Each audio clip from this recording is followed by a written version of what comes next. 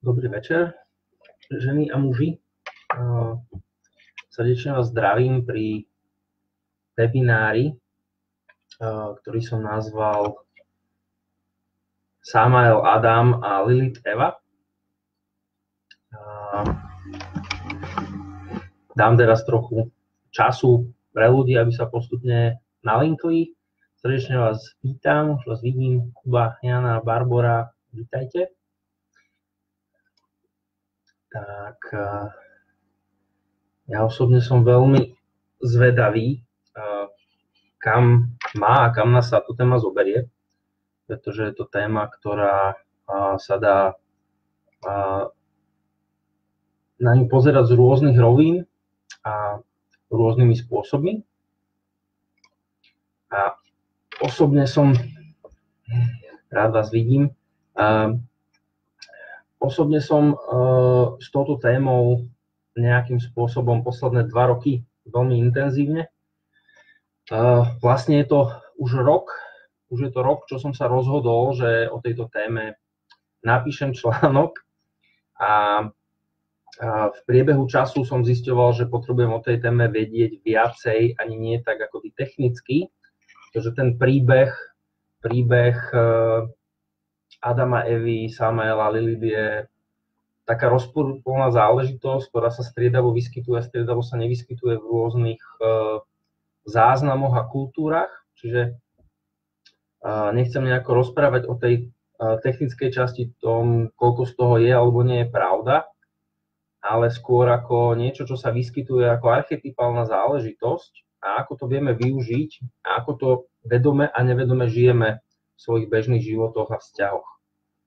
Hej. Čiže tá téma je z môjho pohľadu obrovská, je v rôznych rovinách, od svetovej cez nejakú národno-kulturálnu, rodinnú, osobnú.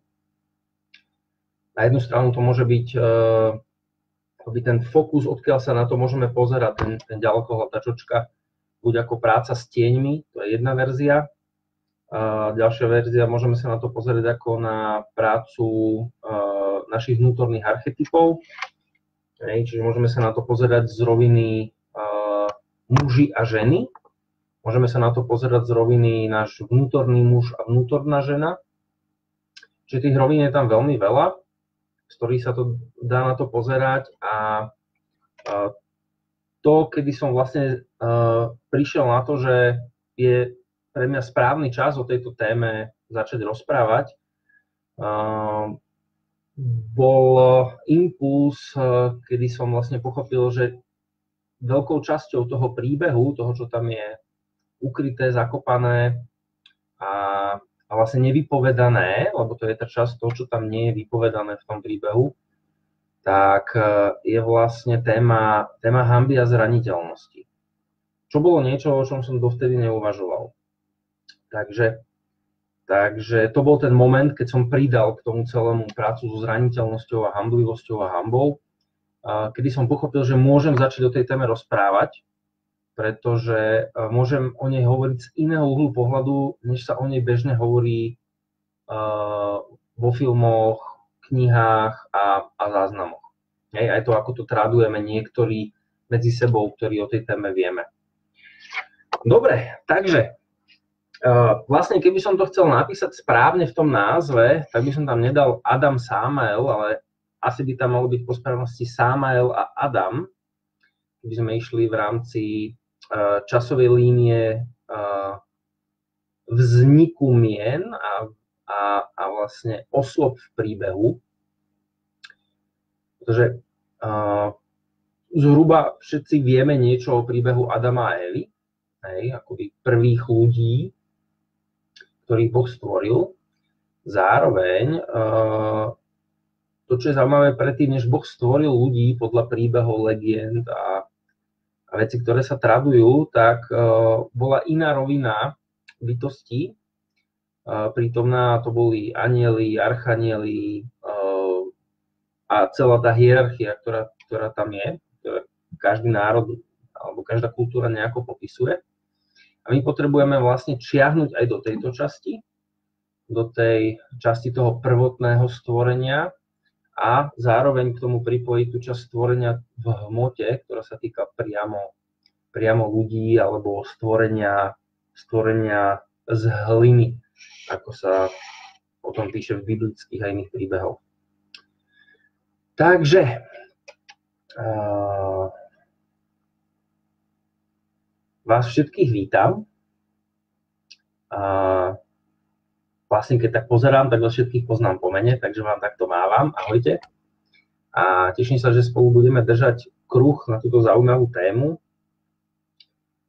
A na začiatok poviem toto. Čokoľvek poviem, tak je nejaká časť mojej skúsenosti, nejaká časť mojej fantázie, zážitkov a vnemov, ktoré súvisia s mojím telesným prežívaním a nejakých impulzov a obrazov, ktoré vnímam ako určitú spirituálnu alebo psychickú časť, ktorá je súčasťou nášho pola ľudí, pola vesmíru a tak ďalej. Čiže vlastne viaceré roviny, ktoré sa spájajú v nejakom fyzickom zážitku. A to by som vám aj tak doporučil, že veci, o ktorých budem rozprávať, alebo možno nechám rozprávať cez seba, tak skúšajte ich zažívať v svojom tele, vnímajte, čo cítite, kde to cítite a pokiaľ ste boli na niektorých webinároch alebo niektorých mojich prednáškach, ahojte, tak skúste si všimnúť v tom prežívaní, kde v tele to cítite, aké gesto k tomu máte, hej, že skúšajte do toho ísť naozaj telesne. Ja v nejaký moment v rámci webináru spomalím a skúsime si spraviť takú telesnú meditáciu na témy, ktoré sa budú objavovať. Zatiaľ ešte neviem kedy, iba viem, že v nejaký moment sa to objaví. A budem zároveň veľmi zvedavý na to, čo vám z toho vyplynie, takže budem rád, keď napíšete buď do udalostí, alebo mne priamo do mailu, čo vám z toho vzniklo. Dobre, pre mňa by to bolo asi na úvod všetko. O téme Lilith sa píše výrazne viacej, než o jej protipóle Samaelovi. Sú rôzne knižky, ktoré popisujú, či už z pohľadu astrológie, čiernu lúnu. Jedna z tých knížek, ktorá vyšla nejakých 10 rokov dozadu, písala to Nemka, ale je to v slovenskom alebo českom preklade, sa volá Hannelore Traugott a ona píše o čiernej lúne, o Lilith. Potom jeden Čech, vlastne asi ako jediný, volá sa Karel Rašín, píše o čiernej lúne v astrológii. Takže to sú také knižky, v ktorých o tom môžete nájsť podľa mňa vynikajúce pohľady. Ja som tam v tom našiel veľa, pomohlo mi to poskladať nejaké časti svojich pocitov a príbehov. A samozrejme časť tých informácií, ktoré budú tiecť, tak sú aj vďaka týmto autorom, takže im dávam kredit a ďakujem im za to, že to napísali. Ja som si tu spravil pár poznámok a prvá poznámka, ktorá mi pripomína, je povedz príbeh. OK. Tak začnem jednou verziou príbehu o Adamovi a Lilith. Hej, takže berme to tak, že to je jedna verzia príbehu. Kto bol Lilith, alebo kto bola Lilith? Podľa starých príbehov a vraj niektorých častí Biblie, Lilith bola prvá Adamova žena. To, čo je na tom zaujímavé, je, že na rozdiel od Evy, ktorá bola jeho druhá žena, tak Lilith nebola stvorená z Adamovho rebra, z Adamovho tela, bola rovnako stvorená z hliny a bol jej vdýchnutý život, o ktorom v Kráňosakrálke hovoríme ako o dýchu života. A keďže na rozdiel od Evy bola Lilith tiež stvorená z hliny, tak ako Adam, tak si boli rovnocenní. Okay. Toto je dôležitý point v tom príbehu, to je to, čo je vlastne vytesnené z Biblií, hej, A to teraz neviem, či by to tam malo alebo nemalo byť, ale veľa kultúr, dokonca veľmi dozadu, dokonca už kdesi Sumeri mali nejaké časti tohto tam. Takže keď som stopoval ten príbeh od rôznych autorov, tak som zisťoval, že ten príbeh vlastne ako tie archetypálne časti sa ťahajú hodne ďaleko dozadu v rôznych kultúrach. To, v čom sa všetky tie príbehy zhodujú, je, že Lilith bola rovnocenná Adamovi. Bola tiež stvorená z hliny a bol jej vdychnutý život. A tuto začína vlastne tá veľká téma. My sme išli na začiatok tých mužsko-ženských konfliktov v archetypálnych príbehov, tak sa dostaneme práve sem. Takže to, čo tam vzniklo, bolo, že Adam jej podľa príbehu chcel vládnuť.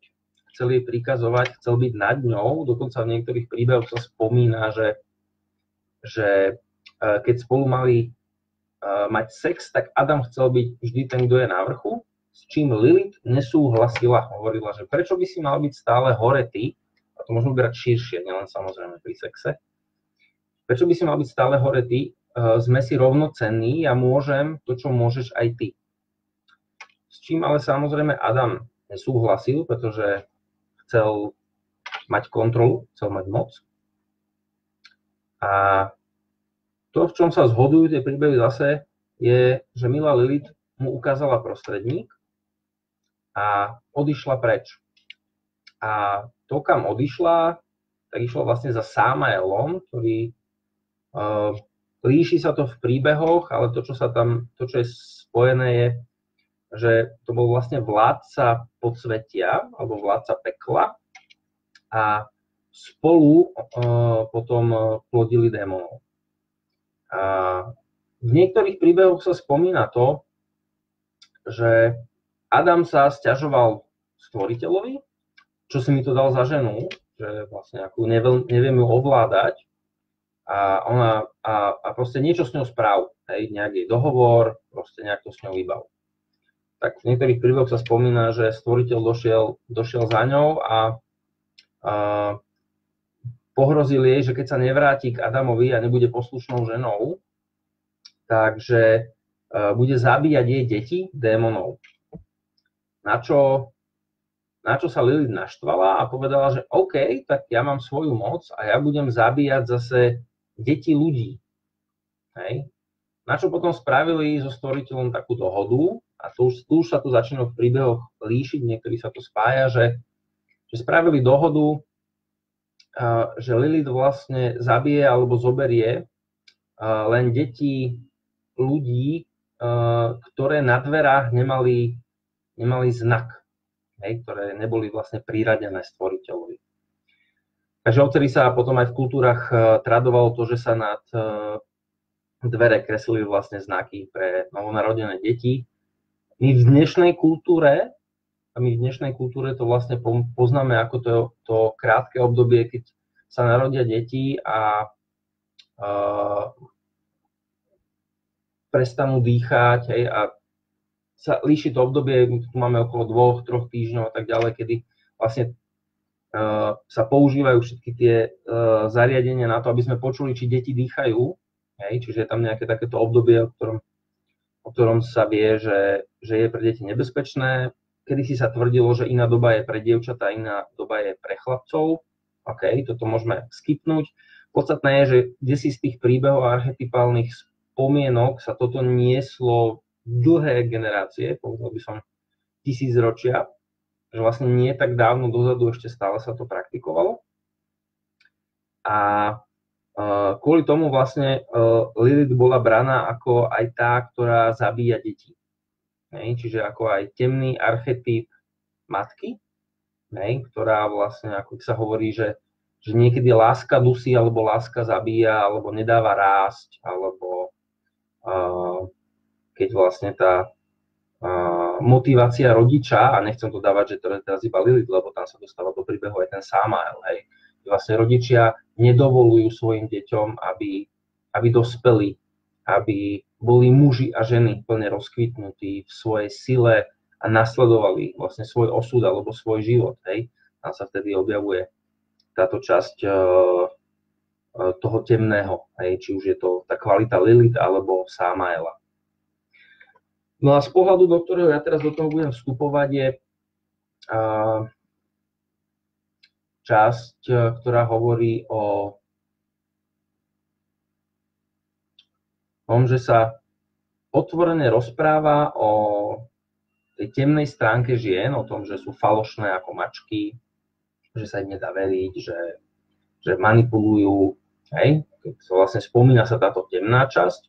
No a zase u chlapov, keď sa zoberie tá časť toho Samaela, tak zase tam je vlastne tá časť tej kontroly, agresie, moci. Dalo by sa povedať, že tu sa začíname baviť o tej rôznej forme využitia alebo možno pociťovaného bezpečia, ako používame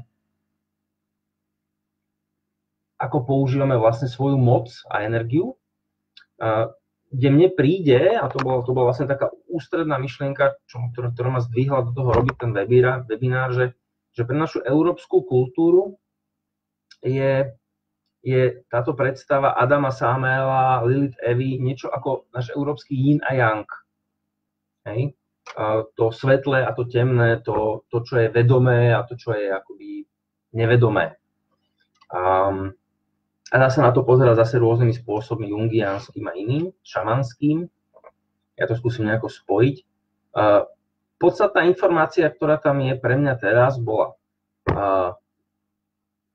prečo musela Lilith odísť? Hej? Alebo prečo odišla? Okay? Skúste si to len tak navnímať. Predstavte si ten príbeh a skúste si navnímať. Prečo musela Lilith odísť? Prečo odišla? Čo bol ten point? Keď si predstavíte seba v tej situácii, hej? Prečo asi tak Lilith musela odísť? Hej? S čím vlastne odišla? Prečo? S akými pocitmi? Čo sa okolo toho dialo v tej situácii? Hej? A toto bol ten moment, kedy... presne. Toto bol ten moment, kedy mi niečo docvaklo a to mi docvaklo to, že vlastne v tom príbehu celej tej generácie chýbala jedna dôležitá vec a to je pocity, to je to, že nebola naozaj vypočutá, nedokázali spolu komunikovať, hej? Cítila sa zahambená a podľa toho príbehu to aj tak bolo, pretože keď on neuznal, že sú si rovnocenní, tak vlastne oberal aj seba, aj ju o tú možnosť zdieľať, hej, a spolu rásť.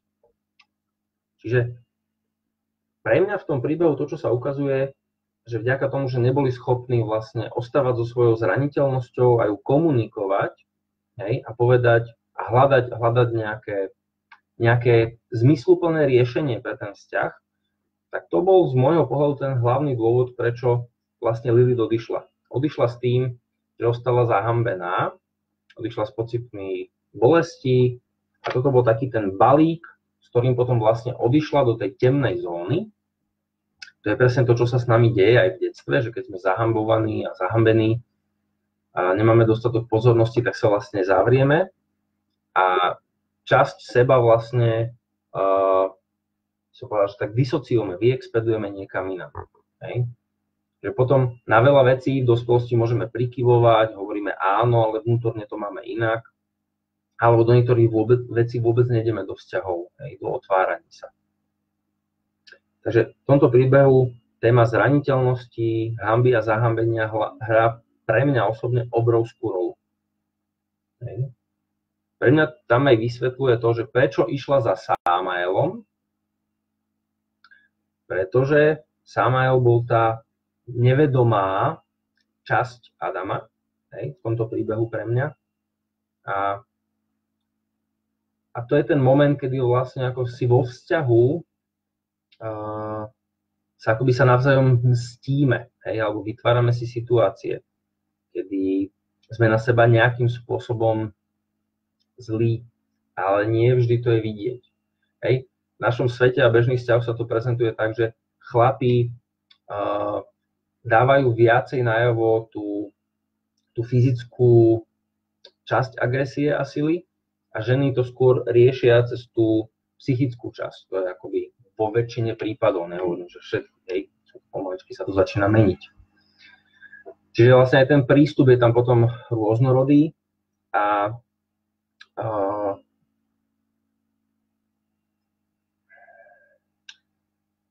i keď nemôžeme vlastne žiť tieto časti nás, ktoré majú potrebu byť tým, čím sú v svojej úplnosti, v svojej celistvosti, by sme mohli povedať, že tá jedna celistvosť je Adam so Sámaelom, ktorí sú vlastne vedome spojení v jedno, hej?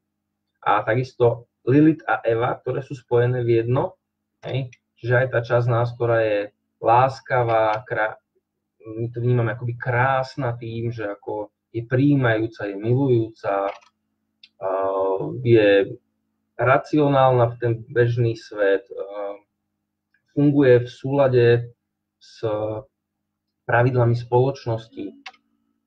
Hej. To je tá akoby tá svetlá časť. A potom je tu tá druhá, ktorá nedostáva väčšinou toľko podpory, ktorú zažívame vlastne od detstva v priebehu života a aj potom ako dospelí od kultúry a tých celkov, ktoré sú nad nami. A to je tá časť, ktorá potrebuje povedať, nie, ja to potrebujem inak. Potrebujem sa prejaviť aj spôsobom, ktorý nepodporujete. Hej, lebo toto som celý ja. V tom sú pre mňa dôležité informácie, v tom je moja sloboda, v tom je vlastne moja živosť, v tom je môj život v tej úplnosti, aj toho svetlého, aj toho temného, aj toho, čo hovorí áno, aj toho, čo hovorí nie. Hej? Čiže obidve tie časti, to je, ide tá kamera, takto, hej? Čiže obidve tieto časti pre nás tvoria celok a keď to trošinku ešte roztiahnem, tak pre chlapa je tam tá svetlá a temná časť mužstva, ibaže aj ten chlap má svoje vnútorné ženstvo. Hej. Čiže aj to vnútorné ženstvo sa skladá z Evy a Lilith, takisto ako u ženy sa ten jej vnútorný muž skladá z Adama a Sámaela. Hej. A možno si spomínate, keď Dušek hovoril v jednej tej hre, že keď sa dvaja stretnú, tak ako keby spolu komunikovali 6, tak to mi príde trošku podobné, že vlastne každá tá časť, ktorú nemáme povolenú prejaviť a pre niekoho to môže byť povedať nie a nastaviť hranice. Pre niekoho tá temná časť môže byť naopak tá, ktorá si chce vypýtať, ktorá si chce zobrať, ktorá chce zdieľať.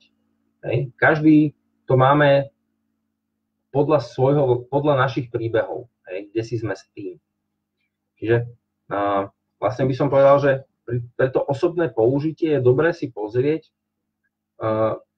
ktoré veci v živote pre seba potrebujeme a si ich dovolujeme veľmi náročne, stoja nás veľa síl, stoja nás veľa odvahy, hej, alebo potrebujeme na to špeciálne zdroje a momenty, aby sme si to dovolili, alebo dokonca si ich nepýtame vôbec. Hej. Tak to je taká úvaha, možno pre vás, že všimnite si, ktoré z týchto vecí vo vašich životoch, čo je také to, čo naozaj cítite, že chcete, čo je tá esencia toho celého. Z pohľadu konštelácií sa vlastne vždy jedná o nejaké vzťahy, vzťah k niekomu a k niečomu. Pre prácu, ktorú vlastne my potrebujeme spraviť v sebe, je všimnúť si v tej prvej osobe jednotného čísla, kde v tele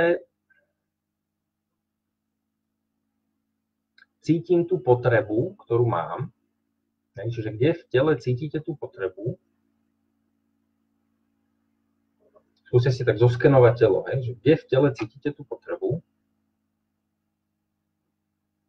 ako ju vnímate, čiže lokalizujte ju. Zoberte si ruku a vyjadrite ten pocit tej potreby gestom. Akékoľvek to môže byť. Proste je to nejaký pohyb. A chvíľku ho vnímajte. Robte ho rukou a chvíľku ho vnímajte.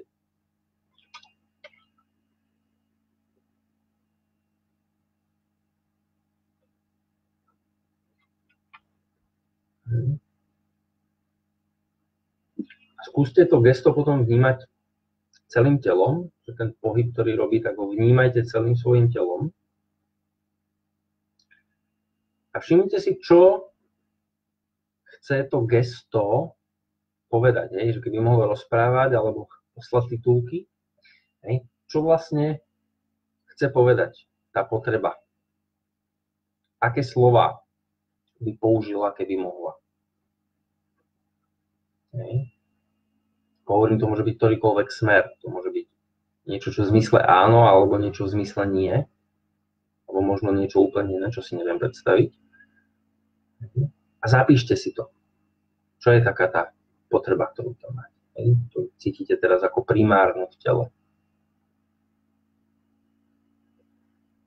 A to je niečo, do čoho vlastne bude vaša pozornosť ťahaná do momentu, kým si to nedovolíte a to nejakým spôsobom neurobíte. Také ako doing, spraviť to, vykonať to.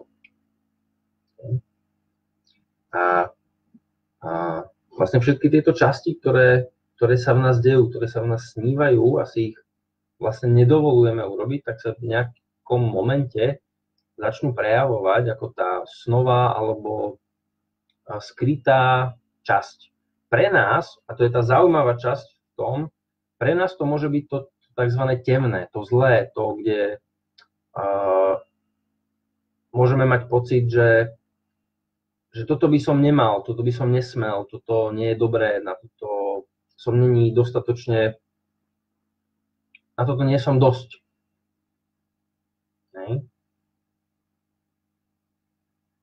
Ako hovorím, pre niekoho to môže byť nastavenie hraníc, pre niekoho to môže si niečo vypýtať, niečo urobiť. A toto je tá časť príbehu, kedy sa začíname kontaktovať s tým, že možno to, čo nám príde, že je temné, že by sme to nemali. A začneme to zdieľať.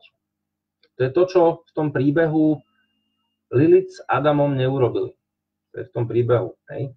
Toto neurobili. Nevykomunikovali to z týchto miest. Nedali tomu časť. Nenašli to, kde sa to spája v nich.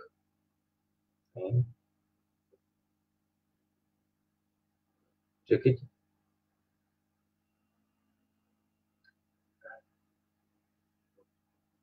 je tam totiž to za to cena. Keď niečo také prinesieme, povieme a spojíme sa s tým, my sami už to nemôžeme odkázať do svojho nevedomia, pretože už o tom vieme. Dokonca, keď spravíme gesto, už to cítime. Je to niečo, čo zostáva už vo vedomí v tom našom súčasnom príbehu. A tá cena za to je, že niekedy v tých vzťahoch potrebujeme ísť bližšie, niekedy potrebujeme ísť ďalej. Je to téma vlastne symbiózy a autonómie, kde potrebujeme vlastne vedieť zostať aj ako tí temní a byť s tým v kontakte, s tou zraniteľnosťou, ktorá sa týka toho temného. Pretože v opačnom prípade z toho vznikajú tzv. Závislostné záležitosti, pretože Lilith je popisovaná ako tá, ktorá si rada a s ľahkosťou užíva divokosť, užíva si sex, užíva si proste všetko takéto, čo by som tak povedal, že kresťanská kultúra, alebo teda cirkev, aby som to neťahal do kresťanstva, cirkev vlastne akoby zakázala, hovorila, telo je hriešne, toto by sme nemali, žena by mala byť poslušná a všetky tie ostatné záležitosti. Čiže Lilith ako archetyp predstavuje presne tento protipól, predstavuje tú druhú časť toho, kde to akoby v ženách vrie, alebo niekedy v mužoch tie skryté časti nehy, ktoré sú není povolené, lebo pre muža tou energiou Lilith je paradoxne neha napríklad, alebo schopnosť plakať, schopnosť naozaj hlboko smútiť. Pre chlapa je toto tá časť jeho Lilith, kulturálne. Takže pre ženu tá časť Lilith predstavuje presne všetky tieto veci, ktoré u nás sú už minimálne 2000 rokov zakazované.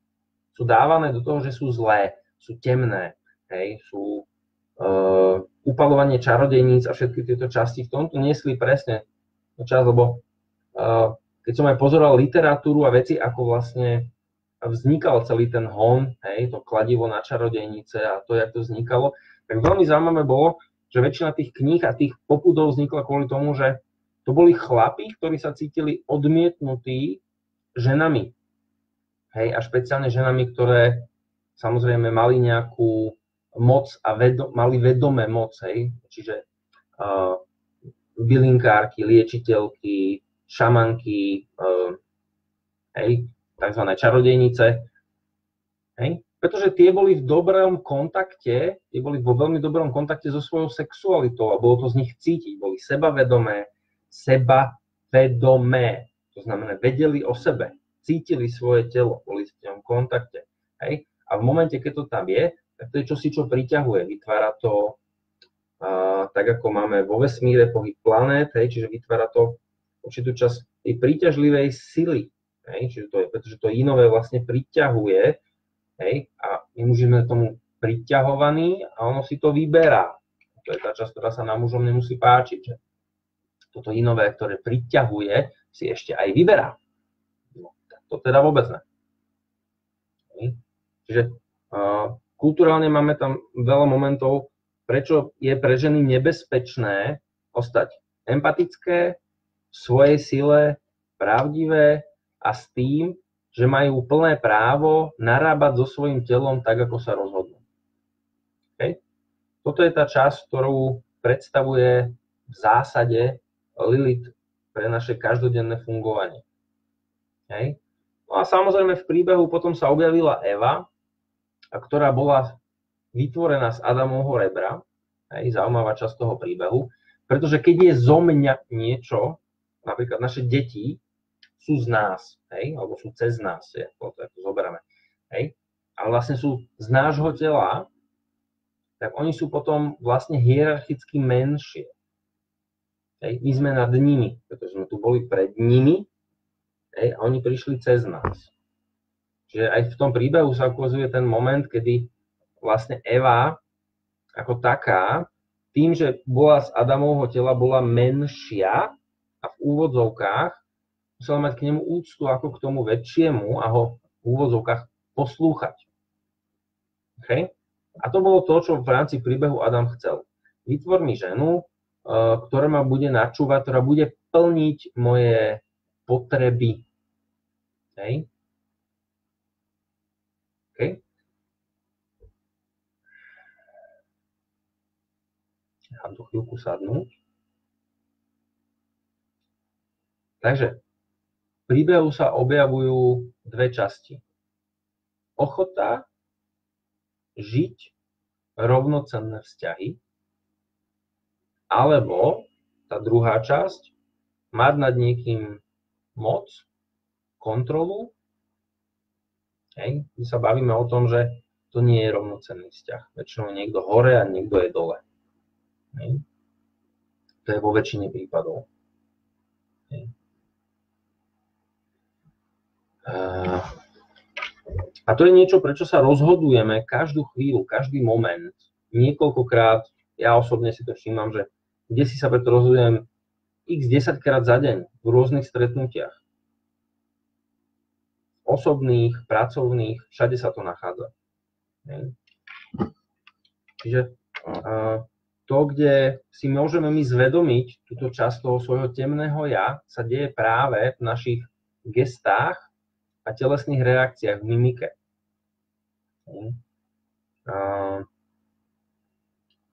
Ako príklad som to používal viackrát, ale použijem to znova, je naša komunikácia je vo väčšine prípadov vedená buď z pozície, že má väčšiu hodnotu Samael a Lilith, čiže tá temná stránka, tá, ktorá je vzdorovitá, chce si robiť iba to, čo chce, nemá ochotu sa nejakým spôsobom podieľať na tom spoločnom,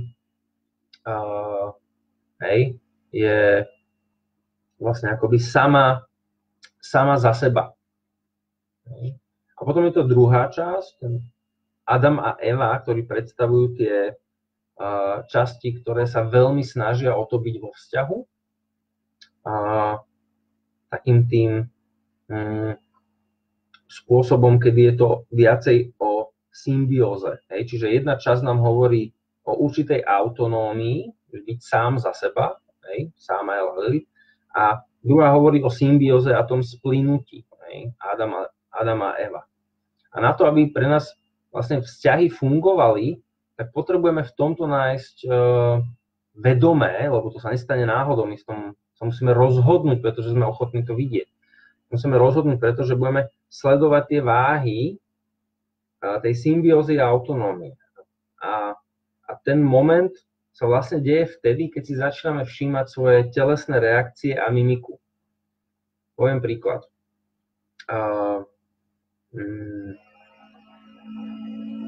Chcem ísť do kina a spýtam sa svojej priateľky, ahoj, chcem ísť na tento film do kina, ideš so mňou?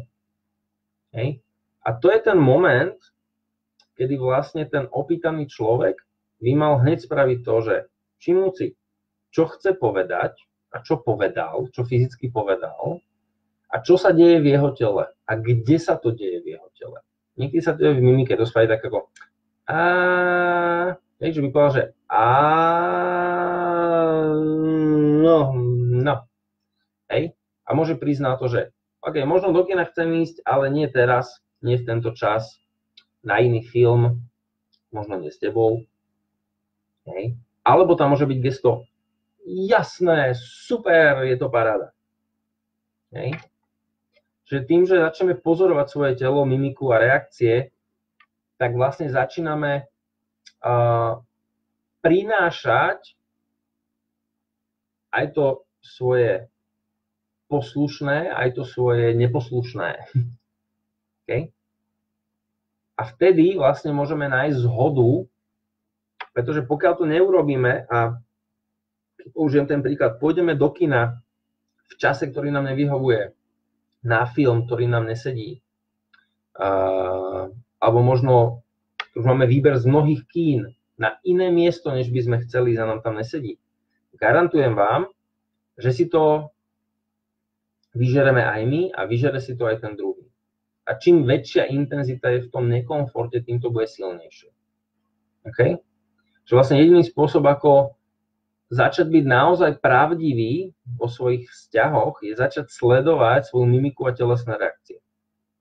Prečo? Pretože kopa tých vecí, ktoré zažívame, práve tým, že sú v tej temnej zóne, v tom pozor, toto keď spravím, toto keď si dovolím, tak nebudem milovaný, nebudem smieť byť súčasťou, opustia ma, budem musieť ísť preč, niečo sa stane, nebudem smieť byť sám sebou. Okay? Toto je tá temná zóna. A to je to, do čoho my za bežných okolností moc nevliezame. Moc do toho nejdeme, pretože je to taký bod, z ktorého nedávate, pretože keď tam niečo osvetlíme, baterka, hej, a nasvetlíme na to, tak už o tom vieme. Už to nevieme akoby znova zakopať späť a ubiť to tam lopatkou a že nič, ja keby som o tebe ani nevedel, zase zales. Nevieme to spraviť, už je to prítomné. Ale má to tú výhodu, lebo o tom môžeme hovoriť, môžeme to zdieľať. Hej? A vtedy sa môže nájsť vlastne tá zhoda a nikto nevie, aká bude tá zhoda.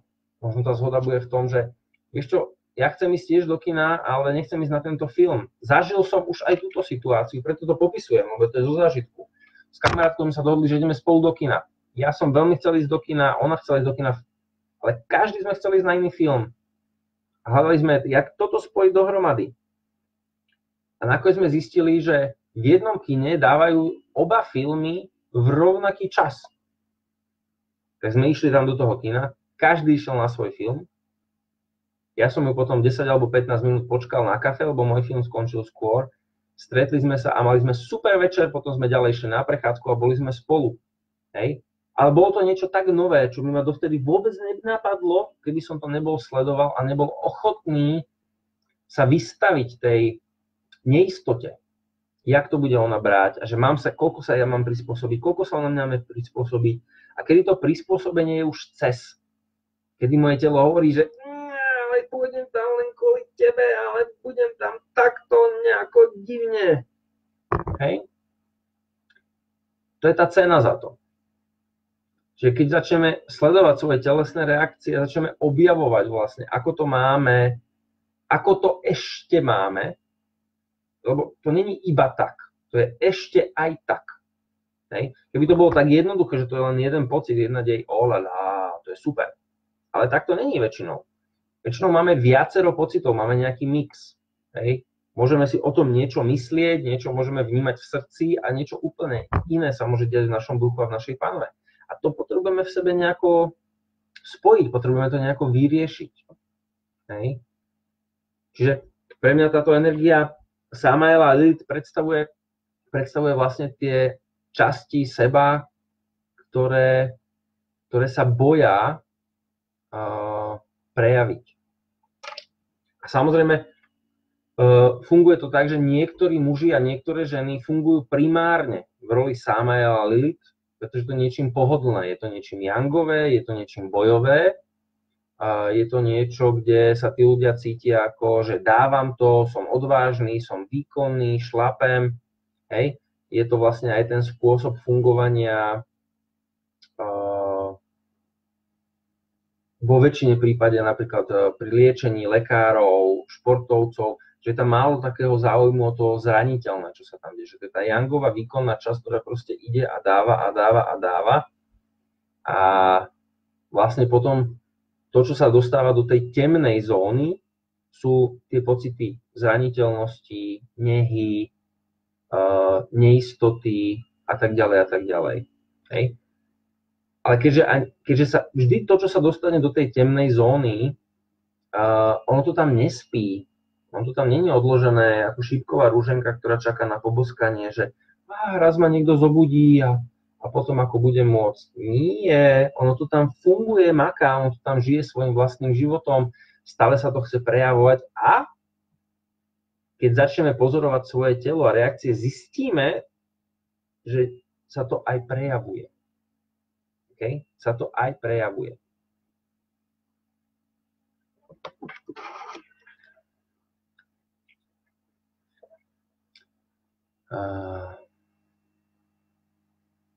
Určitým spôsobom pre nás toto predstavuje akýsi zápas, konflikt, rozpoltenosť.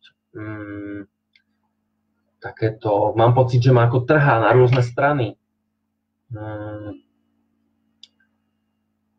Taký ten pocit v tele, keď aj chcem, aj nechcem. Hej? Alebo spravím 2 kroky dopredu a 2 kroky dozadu. Hej? Čiže sú to záležitosti, ktoré vnímame bežne v tele, pokiaľ si na to dáme čas. Z hľadiska Yinu a Yangu, alebo aktivity a pasivity, v úvodzovkách, zjednodušene povedané, vlastne Eva predstavuje tú pasívnu časť a Lilith tú aktívnu. Hej. A u Adam vlastne zase tiež predstavuje tú pasívnu časť a Samael tú aktívnu. To sú tie Amazonky, hej, alebo tí playboyi a rôzni iní, hej, alebo tí bojovníci, lovci. Dá sa tam dojsť do rôznych vyjadrení archetypov. Podstatné je, že to, čo to spája, je, že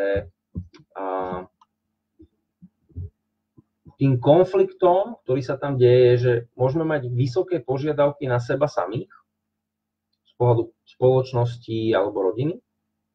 Hej? A zároveň vysoké požiadavky na toho druhého človeka.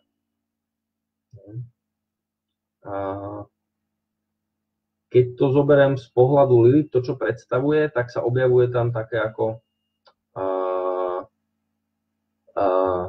sexualita v zmysle nie normálny sex, nie obyčajný sex, veci, ktoré sú skryté alebo tajné. A čím viacej je to potlačené, tým viacej to ide do takého niečo, čo kulturálne voláme ako extrémov sexuálnych. Okay? Je to také akoby aj hrozivé aspekty ženy. Okay? Predstavuje potom čarodejnica, žena generál, falošná mačka, hej, potvora, mrcha a tak ďalej. Hej. A pre Evu je táto časť, pre ženy, ktoré vlastne primárne fungujú v Eve, je toto čiste desivá zóna, hej, pretože sa tam objavuje to, že tieto aspekty žena akoby takéto nastavenie hraníc a svojich potrieb nemohla prejaviť. A to isté vlastne aj s mužmi, takzvaní poslušní synovia, hej, manipulátori a tak ďalej, to je tá časť tej adamovskej zóny, kde zase akoby sa hovorí, bol jeden taký rozhovor v posilovni, kde rozmýšľam, nakoľko to povedať slušne, nakoľko to povedať kuchynsky. Ale tak, aby to vyznelo, tak bola taká debata v posilovni, kde sa dvaja chlapi bavili so ženami a z rozhovoru vzniklo. Chlapi hovorili ženám, no, vy hľadáte tigrov. Vy hľadáte tých tigrov. A potom sa z nich snažíte spraviť debilov a keď z nich spravíte debilov, tak zase začnete hľadať tigrov. Hej? A to isté sa deje aj vlastne s mužmi, že kde si nás priťahujú aj tie aspekty Lilith v ženách, ale máme tendenciu z nich spraviť Evy. Hej? A v ten moment, keď zo ženy spravíme iba Evu, tak nás zase začne zaujímať nejaká iná Lilith okolo nás, ktorej zase, ako taký kulturálny aspekt toho, nezvedomený, zase z tej Lilith chceme spraviť Evu, aby to bolo bezpečné. Hej? A tam sa potom vlastne stráca tá šťava. Čiže my vlastne si potrebujeme dovoliť byť aj v tých vzťahoch. Zároveň sa tam objavuje ten aspekt toho pravého muža, zachráncu, spasiteľa, dokonalého princa a tak ďalej. Hej, čiže vlastne určitého hrdinu. Okay? To, čo je ťažké, že ten kolektívny tlak na muža, aby bol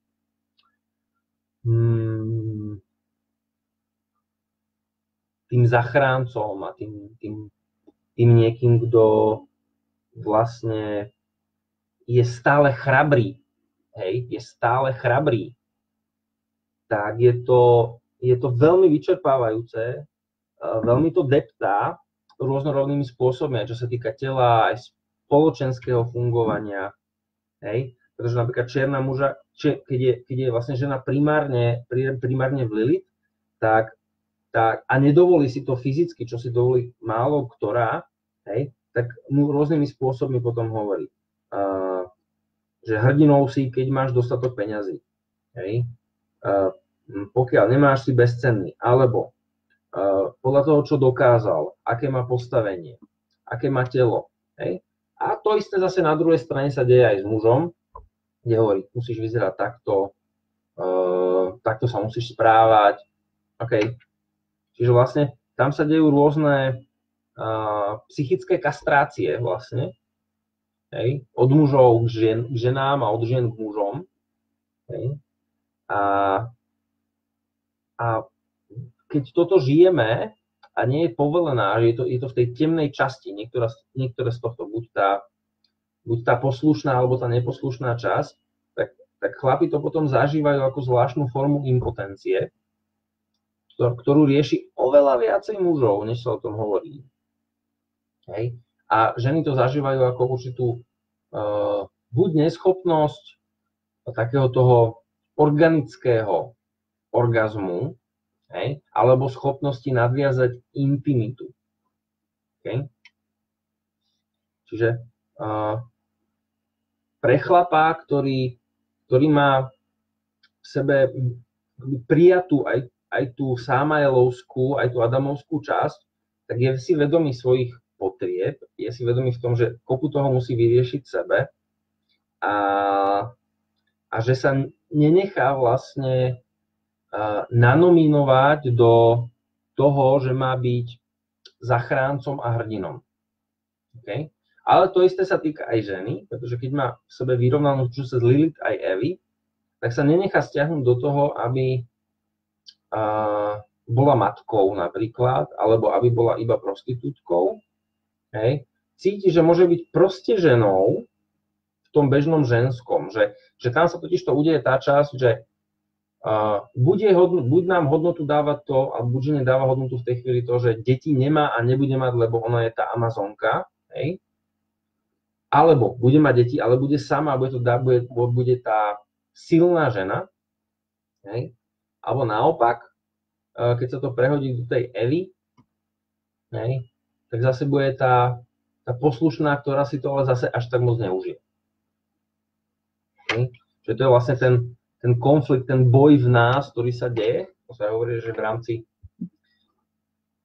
toho nejakého svetového meritka je ten stály boj medzi dobrom a zlom, ktorý vieme v sebe vlastne vyriešiť jedine tým, že použijeme hlbokú demokraciu a prizveme na žúrku, na kafe obidve tieto svoje časti. Okay? A keď hovorím obidve tieto svoje časti, tak to tým myslím akoby tú zónu, ktorá je povolená a svetlá, a tú zónu, ktorá není až tak povolená a je akoby v tieni, je v nevedomí. A to neznamená, že to bude iba jedna postava. To je iba príklad. Hej? Temná a svetlá zóna, to, čo je povolené a to, čo je nepovolené. To, kde cítime, že budeme oceňovaní, a to, kde sa objavuje hrozba, že by sme boli zahambení alebo zahambovaní. Že by vlastne tá zraniteľnosť po všetkých tých skúsenostiach, ktoré sme mali, že znova by nás niekto zranil alebo zahambil alebo niečo sa udialo. OK? Fajn.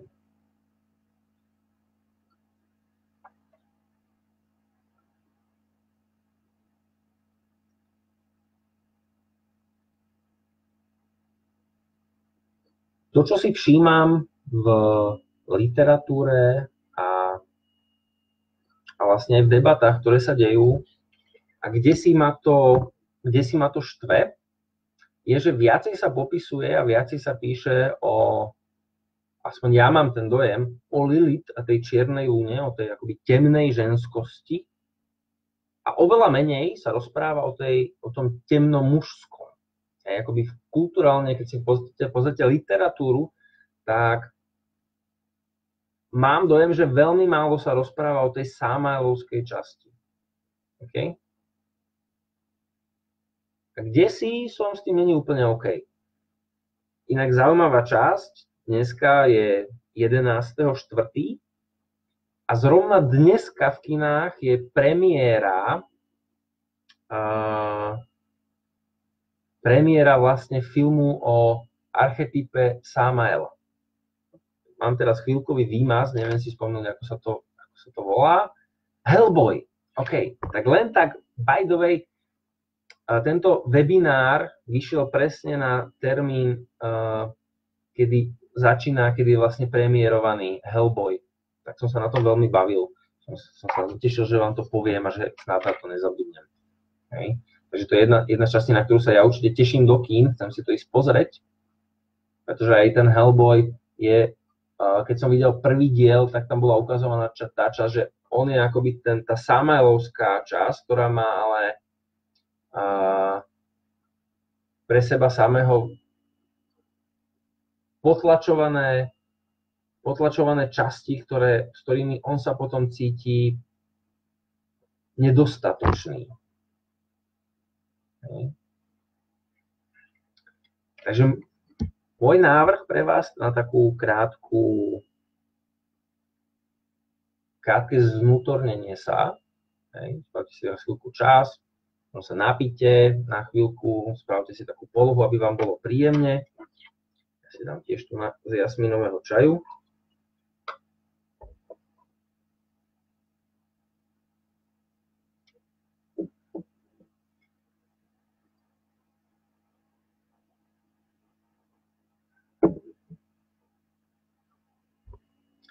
A cítite sa slobodní a slobodné v tom nasledovať to cvičenie tak, jak to budete cítiť, alebo len si ho vypočuť, a keď pre vás bude v poriadku, tak si ho spraviť neskôr. Je to úplne na vás. Takže, poďme na to. Na chvíľku si tak privrite alebo zavrite oči a navnímajte si, kde v tele cítite svoje najhlbšie miesto.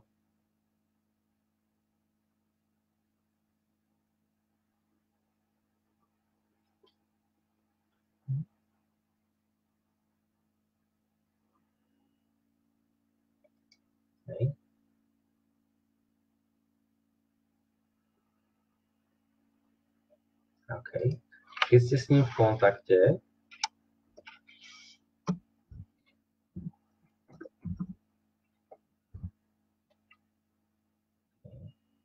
tak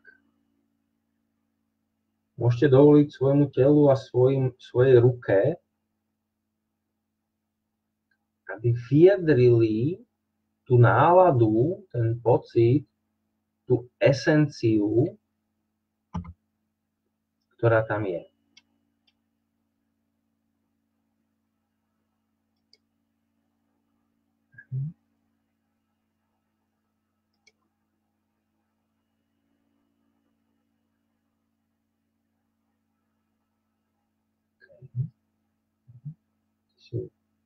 Vyjadriť. A všimnite si, akú to má kvalitu. Čo to pre vás znamená. S čím sa tam stretávate v tej svojej najväčšej hĺbke. S akou časťou seba.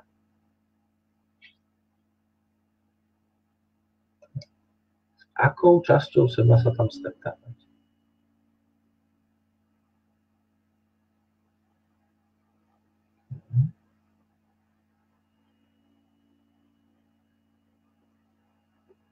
A keby mohla hovoriť, čo by vám povedala? Akú správu tam pre seba máte?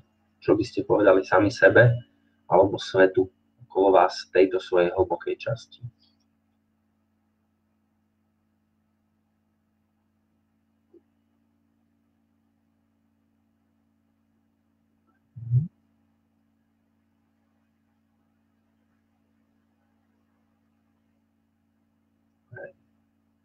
Všimnite si, čo pre vás bude znamenať do toho nášho každodenného života, keď budete smieť byť v kontakte s touto svojou hĺbkou.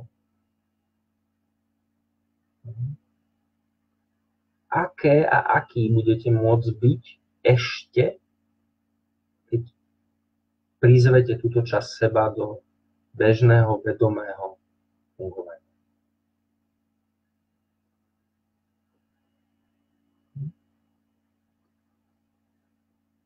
A keď budete chcieť, tak si môžete zakresliť skicu tohto pocitu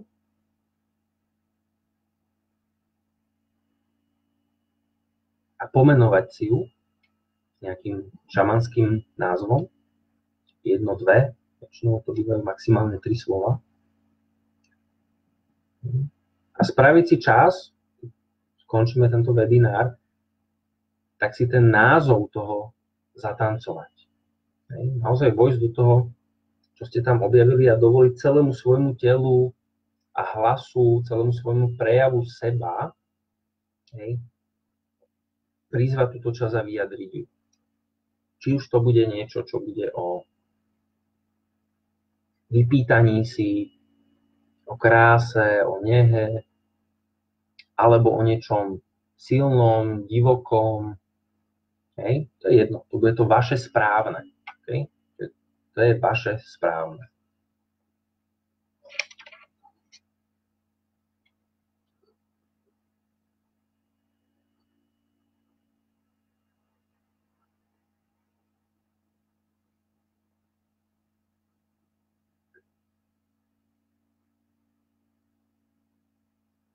Okay.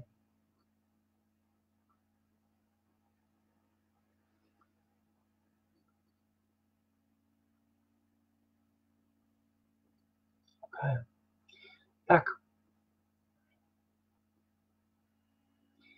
Táto hlboká časť, ktorú možno ste o nej tušili a možno ste ju objavili teraz, tak je určite niečo, čo je pre vás dôležité. Uvidíte, akým spôsobom. A ja vás pozývam na jeden workshop, seminár, ťažko ako to nazvať, stretnutie, kde sa budeme fyzicky a v dotykoch zaoberať témou toho temného a svetlého v nás, Adam Samael, Eva Lilith. Budeme s tým pracovať a zdieľať a objavovať a hľadať jednotlivé kvality a ten spôsob, ako by to mohlo spolu harmonicky tancovať. Hej? A ten som nazval Kraniosakrálna tantra. Robím to budúci mesiac, tak vás na to srdečne pozývam. Pretože jedna časť je rozprávať o tejto téme takto cez webinár a ponúknuť mám nejaký insight a nejaké cvičenie. Niečo iné je to skúmať vlastne v dotykoch, ktorá z tých častí vlastne je to, okolo čoho sa nám deje zraniteľnosť. Je to niečo, čo vám doporučujem pozorovať a komunikovať v svojom bežnom fungovaní. Všimnite si, s kým z vášho okolia to môžete zdieľať, či ste súčasťou nejakej komunity alebo priateľstiev, kde tieto veci môžete spolu zdieľať, pretože sú to naozaj hlboké skúsenosti, ktoré potrebujú svoj čas a potrebujú určitý spôsob, ako s nimi sme, ako o nich rozprávame. A potrebujeme aj dostávať nejakú vhodnú spätnú väzbu v nejakej kvalite, aby to pre nás dávalo zmysel, aby to nebolo, aby sme sa necítili vlastne zahambovaní. Čiže potrebujeme na to vhodné prostredie. A tá aktívna časť, kde by sme mohli využiť tú aktívnu časť toho Samaela alebo Lilith, je, ak niečo také nemáme v svojom okolí, tak sa zaujímať, kde vlastne niečo také sa nachádza, alebo cítime, alebo možno sme počuli, alebo sa môžete spýtať svojich známych v okolí, či majú skúsenosť s nejakými komunitami alebo niekde, kde tieto veci sú povolené a zdieľajú sa bezpečným spôsobom. Tým chcem povedať, bezpečným je úctivo. Hej? Úctivo a zmysluplne. Takže keď sa budete kontaktovať s touto témou svojho temného a svetlého, môj návrh je, nebuďte v tom sami. Je fajn v tom byť odvážny a vedieť to vydržať a to dať. Druhou časťou, som rád, že sa vám to páči, druhou časťou je naozaj môcť to zdieľať, pretože toto, o čom sa bavíme, celý ten príbeh a všetky naše skúsenosti a veci okolo zraniteľnosti a hanby, celé to vznikalo vo vzťahoch.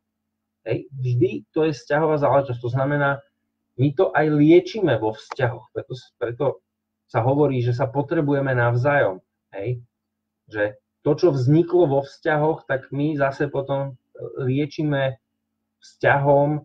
vo vzťahoch akoby tým uvedomením, áno, tým uvedomením a tým vlastne, že môžeme to zažiť novým spôsobom, že si to môžeme dovoliť novým spôsobom, že to je niečo, čo niekto tomu hovorí, že prekročíme svoj tieň, s tým som taký opatrný, prizveme aj ten svoj tieň, prizveme aj to, za čo sa hanbíme a môžeme o tom rozprávať a všetci, ktorí ste to zažili, tak viete, že tá sila strachu a sila hanby klesá, sa znižuje tým, že o tom môžeme zdieľať. Pretože keď to môžeme zdieľať a tá druhá strana je empatická a sa zaujíma, tak nám sa otvára ten príbeh. My si zrazu začíname uvedomovať, kde to začalo, kde boli tie prvé momenty toho, čo teraz vnímam ako zakázané alebo strašidelné. Kde som tú kvalitu nemohol použiť. Hej? Začínajú sa nám objavovať spomienky na to. A jedno z pravidiel alebo jedna z tej dynamiky práce s hanbou je v tom, že keď my pochopíme, kde to začalo, prečo to začalo, väčšinou si uvedomíme, že sme s tým nemohli vôbec nič urobiť. Hej? Že to boli veci, ktoré vznikli tak dávno, že my sme nemali možnosť s tým urobiť vôbec nič iné. A to uvedomenie, že to akoby GPS-kom zachytíme v čase a mieste vzniku toho pocitu, kedy sa to temné stalo temným. Hej? Kedy sa to temné stalo temným? Keď to nájdeme, tak vlastne zároveň tým uvedomením si a tým, že sme v prítomnosti, cítime sa v tele a zažívame to v tele, v tej prítomnosti vlastne akoby sa to uvoľní svojím vlastným spôsobom. Okay? Čiže keď môžeme tieto veci zdieľať, rozprávať o nich a ešte to môžeme zažívať a som tak povedal, že trénovať tú intimitu a blízkosť, hej, tak to je ten spôsob, akým sa potom liečíme, takže v tom nemusíme byť iba silní, že to nemusíme dať. Hej. Alebo naopak, že niekto môže použiť tú silu. Okay. Na záver vám ešte spomeniem takú vec, ktorú som zažíval tento týždeň, že mi došli klienti na kraniosakrálku, na session a bolo krásne vidieť, jak sa pripravovala táto téma Adam, Samael, Lilith, Eva, pretože vždy, keď idem robiť webinár, tak už nejaký čas predtým sa mi to deje, tak prišla žena, kde sme pôvodne mali robiť niečo jemné a milé a oddychové a kraniosakrálku a výsledkom bolo, že po 15 minútach mala na sebe boxerky. Ja som takto držal lapu a ona dávala tam také pecky, počúvajte, že najprv to bolo len také, že ak sa rozhodovala, hej, a jak začala púšťať tú silu a začala sa uvedomovať v tele a bola komfortne s tou svojou Lilith, tak si začala spomínať tým, že to išlo v pohybe, hej, že sa začala objavovať spomienky na to, kde všade si potrebovala nastaviť hranice a si ich nenastavila. Čiže z toho krania vznikla boxovacia session, kde vlastne ona cez to boxovanie konečne začala si spomínať na to, kde jej boli prekračované hranice, kde si ich nehala prekročiť. A objavil sa tam ten smútok a je to niečo, s čím si teraz šlape a chvíľku bude šlapať, pretože bude vstupovať do toho, že objavila sa tá sila, viem udreť a môžem vám povedať, že naozaj, keď sa do toho dala, tak tam dávala také pecky, že som si ja hovoril, že toto by som nechcel dostať. Takže to bola jedna situácia. A druhá úplne opačná, prišli chlapi, ktorí potrebovali potvrdenie od iného chlapa, že k sebe smú byť nežný. A viete, že tou temnou časťou, tým obávaním bolo byť viacej citlivý k sebe, viacej byť so svojimi pocitmi a dokázať byť k sebe nežný, dokázať sa dotknúť, objať sa, spraviť si niečo dobré. Hej? Byť k sebe nežný. Takže toto bola tá časť, ktorá bola v temnej zóne vlastne tej mužskej časti tento týždeň. Takže preto hovorím, že pre každého z nás to temné môže byť niečo úplne iné. Takže na chvíľku sa ešte tak stíšim a vojdem do seba, že či tu je ešte čosi. Áno. Ešte poviem svoju skúsenosť. Pre mňa posledné obdobie, kedy študujem prácu s hanbou a zraniteľnosťou, ukázalo veľké množstvo mojich sľubov a prísah k sebe samému, ktoré sa mi diali, ja som si neuvedomoval. A jeden z nich bolo to, že keď som v detstve nemal povolené a bol som zahambovaný so svojimi vhľadmi a pocitmi a tým, buďme k sebe dobrí, buďme k sebe nežní, zaujímajme sa. A táto časť u mňa bola vlastne zahambovaná, tak vo mne vytvoril som si takú vetu, ktorej som sa držal 10 ročia a tá bola: ak ma nemilujete, tak sa ma bojte. Okay? Ak ma nemilujete, tak sa ma bojte. A toto bolo veľká časť toho, prečo som roky cvičil bojové umenia. A v momente, keď som sa k tej vete dostal a začal som to rozpúšťať, tak som si uvedomil, že aha, tuto bola tá moja potreba byť čo najlepším bojovníkom, cvičiť štýl, ktorý bude neprekonateľný a ja budem neohroziteľný. Hej? Tak tam som si spracoval tú svoju časť Samaela veľmi dobre. A to štúdium procesorientovanej práce a hanby vlastne mi pomáhalo sa znova dostávať k tomu svojmu Adamovi, tak aby vlastne tieto dve sily, to temné a svetlé, mohli spolu tancovať. Takže môžete v priebehu toho skúmania objaviť aj vy nejaké takéto svoje vety alebo vyhlásenia, nastavenia a iba sa na ne pozrite a príjmete ich. OK, smie to tak byť, pretože keď sa k tomu dostanete, tak vlastne pochopíte, prečo to vzniklo. Že ste s tým v tej dobe vlastne nemohli spraviť nič iné. Bolo to práve takto. A tam si budete môcť zhodnotiť, že či to pre vás v súčasnosti má ešte nejakú hodnotu, nejakú kvalitu s tým pokračovať, alebo vás to už viacej stojí, než dáva. OK?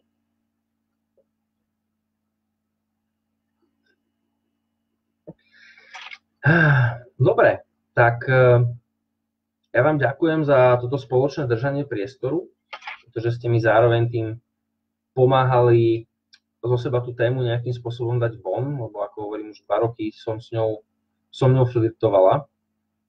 A budem rád, ak napíšete nejaké svoje pocity, dojmy, zážitky, čo ste si z tohto zobrali, čo bolo užitočné, prípadne čo nebolo. A pozývam vás na